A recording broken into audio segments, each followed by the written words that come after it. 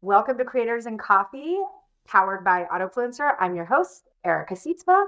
I'm the CEO and co-founder of Autofluencer, and joining me today is Megan Meyer of Megan Meyer Racing. You might see her out on the drag strip, but she also runs the Driven by Social Academy, helping drivers with their social media. So, hello, Megan. Hello, Erica. Thanks for having me back on. Thanks for coming. So today we're going to do a quick hits and talk about some pro tips and your, top advice for drivers when it comes to social media, because this is such a big topic. You obviously have built a business around it. You speak about it. I saw you at PRI. And there's a lot. It can be very overwhelming. So we're going to boil it down with a couple top tips here for drivers when it comes to social. So hit us. What's the number one thing? Yeah, number one thing to make social media not so overwhelming is to have a plan. So I like to look at a calendar and at the beginning of the month, plan out, what social media posts am I going to do? So first need to know what days am I going to post? And I do not post every single day, and I don't recommend it unless you actually have that much content and you have the time to do it. Right. Otherwise, I stick to every other day or like 3 days a week, whatever works the best for Yep. your schedule. The biggest thing is to make sure you can stay consistent with it. So if it's, Tuesday, Thursday, Saturday, that's fine. Just stick with those days. And so at the beginning of the month, if I have a race this certain weekend, I'll put that in the calendar so I know, okay, I need to be posting during that weekend to share race Yep. results and behind the scenes content. But then work backwards from there. So, okay, a couple days before the race, I need to tell people, hey, this is where I'm going to be at. A week before the race, do a similar post. And, you can include this is where you can watch me live on TV, or if it's going to be streamed, or this is where you can get tickets. So just making sure, you're telling people where you're going to be at and then sharing the results after that. And then from there, just filling in the rest of the calendar with what I call content categories. And so I like to have a few primary categories that I use. And so that would include like the race results, like building up hype before a Mm-hmm. race, sponsor promotions. But then I also will do categories that what I call fillers. And so these are topics that I don't talk about as often during the month, but it's stuff that my audience likes. So the activities that we do for our hobbies, so like hunting and fishing, that does not, have anything to do with racing, but Right. typically motorsports audiences also like to do stuff outdoors. And so they like to, see the post if I'm deer hunting or if we're out fishing or camping. So I'll make sure to grab some content when we're doing those activities so that way I can share about it and, tell my audience and, ask them, hey, have you been out hunting yet this year? Or, what's your season like?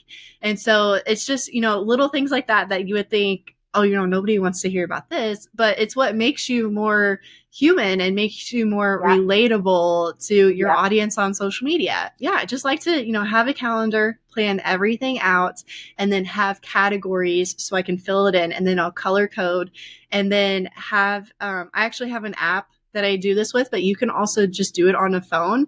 And then, like, if you have your calendar app or like Google Calendars, you can then like put it actually in your calendar and then have it send you a reminder each day, be like, hey, remember you need to make a post today about Yep. your upcoming race, or Thursday you need to make a post about your sponsor promotion, or Saturday make a race about your fishing trip, things like that. And Yep. so it makes it super, super easy and not overwhelming when you open up Instagram or Facebook and you're like, I What do haven't I do? posted in Yep. over a week. Like, I don't know what to share. So that's what I love to do to start off. And it helps me, focus and not get overwhelmed with it and be like, okay, I have, let's say I have a lot of stuff on my phone gallery, but it's like, I haven't posted this yet. So then I'll, kind of use that to plan it out and be like, okay, I've already got the content. Now, which days am I going Yep. to post it? I love that. That is such great advice. Have a plan and even do the calendar. We do that actually for Autofluencer. Now, we're not as good at always sticking to it, but at least we have a plan. And I will agree that it makes it seem less overwhelming. And when you think about it, you have all those categories. as then you go into the month, it helps you remember to capture content around those things Yes. because you know, or you're looking for them more, right? And maybe something's like inspirational quote if one of your things is empowerment. So then you've got, you're planning to do a few inspirational posts. So you're looking for that more. So I love that. Real quick, you did mention you use an app. Which app do you use? I use ClickUp. ClickUp. Okay, I'm writing that one down. I'm always looking for technology to make things easier.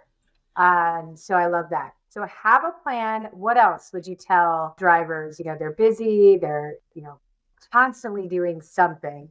What's your second piece of advice to make social simpler? It would actually kind of be what you touched on, is to make sure you actually record the content. And so, like, for example, earlier today, I went over to the race shop with my dad, and I had a note on my phone that, hey, I need to make a video later on down the road, but showing like behind the scenes of the guys working in the shop, how they're getting the cars all ready for the beginning of the season.